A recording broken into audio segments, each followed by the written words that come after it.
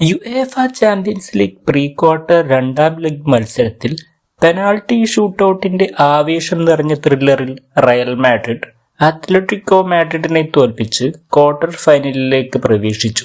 ഇന്നത്തെ മത്സരത്തിൽ Atletico Madrid 1-0 ലീഡെടുത്തെങ്കിലും നിശ്ചയ സമയത്തിനുള്ളിൽ അഗ്രഗേറ്റ് സ്കോർ 2-2 ആയതോടെ മത്സരം എക്സ്ട്രാ ടൈമിലേക്ക് നീങ്ങുകയും തുടർന്ന് പെനാൾട്ടി ഷൂട്ടൌട്ടിലൂടെ റയൽ മാഡ്രിഡ് വിജയിക്കുകയുമാണുണ്ടായത്.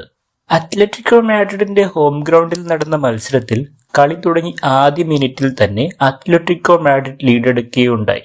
അത്ലറ്റിക്കോ മാഡ്രിഡിനായി ഗല്ലാഗറാണ് ഗോൾ സ്കോർ ചെയ്തത്. ഈ ഗോൾ ചാമ്പ്യൻസ് ലീഗിലെ നോക്കൌട്ട് ചരിത്രത്തിലെ ഏറ്റവും വേഗത്തിലുള്ള ഗോളുകളിൽ ഒന്നായി മാറുകയും ചെയ്തു. എന്നാൽ ഇന്നത്തെ മത്സരത്തിൽ റയൽ മാഡ്രിഡിന് ലഭിച്ച പെനാൽറ്റി വിനീഷ്യസ് ജൂനിയർ മിസ്സാക്കിയത് റയൽ മാഡ്രിഡ് ആരാധകരിൽ ആശങ്കയുണ്ടാക്കിയിരുന്നു. താരമെടുത്ത കിക്ക് ഗോൾ പോസ്റ്റിന് മുകളിലൂടെ പോകുകയായിരുന്നു.